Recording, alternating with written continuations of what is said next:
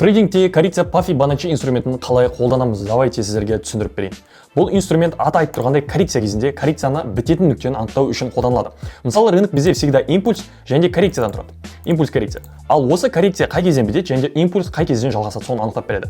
Fibonacci'ді алып, біз импульс басталған нүктеден және импульс аяқталған нүктеге дейін тартамыз. Осы жерде енді мына жерде бізде 0,5-0,786 деген нүктелер бізде көбіне коррекцияның бітетін аймақтар болады. Және баға осы деңгейлерге келіп, көбіне өзінің импульсын жалғастырады. Енді бұны әркім әртүрлі қолданады. Тек анализ жасайтындар, олар 0,5-0,618-ді қолданады. Мен өзім бұларды қолданбаймын. Мен үшін Fibonacci жай премиум и дискаунт зона. Енді давайте графиктен все-таки кіріп қарап көрейік. Мысалы, мынаның өзін бір импульс деп алсақ болады. Және бұл импульстың бітетін нүктелерін примерно бізге көрсетіп береді. Біз осылай Fibonacci тартамыз. 0,618, 0,786 дейтін біз үшін бұл импульстың бітетін нүктелері болуы мүмкін. Давайте мына жақтардан басқа мысалдармен қарастырайық. Мына жерде бізде үлкен импульс болған екен. Осы импульстың максимум мен минимумына дейін тартамыз. Қарасаңыздар, баға ровно 0,618-ге келіп қайтқан екен. Жалпы осылай қолдансақ болады.